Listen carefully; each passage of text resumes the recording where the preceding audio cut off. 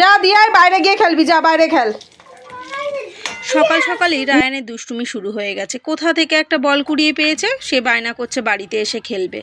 যতবার বলছি বাবা বাইরে গিয়ে খেল, বাইরে গিয়ে খেল, ঘরের মধ্যে আমার বল খেলা একদমই পছন্দ না। কোথায় টিভিতে মারবে, আর ওরা তো একদম ছোট, কোথায় মেরে দেবে, কোথায় লেগে যাবে, কি হবে বলে, ওর জন্যই তো ঘরে আমি বল খেলতে দিই না। আর এই দিকে দেখো, সকালবেলা আমি একটু বেরিয়েছিলাম, তোমার দাদার দোকানে রোজই থাকতে হয় জানো। আর ওখানে গেছিলাম, তোমার দাদা বেরিয়েছিল একটু বাজারে।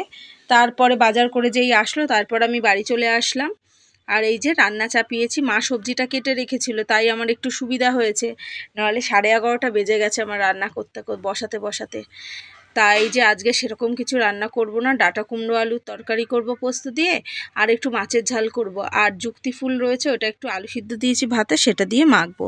আর এই যে দেখো না, কাল জামা কাপড়গুলো দুপুর না বিকালবেলা কালকে রেখেছি, তারপর থেকে আর একটুও গোছাতে ইচ্ছা করেনি, সেই থেকে জামা কাপড়গুলো রয়েছে। তাই ভাবলাম একটু ফাঁক পেয়েছি, জামা কাপড়গুলো গুছিয়ে নিই। তা গুছিয়ে তো তুলে দিলাম জামা কাপড়গুলো।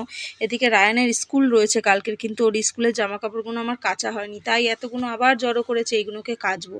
আর এই দেখো, বকা দিয়ে পাঠিয়েছি বাইরে, আবার এসে আবার আমাকে পটাচ্ছে, একটু দাদার সাথে খেলবো, একটু খেলতে দাও। আমি বললাম একদম না, খেললে বাইরে গিয়ে খেল, নাহলে বলটাই আমি ফেলে দেবো।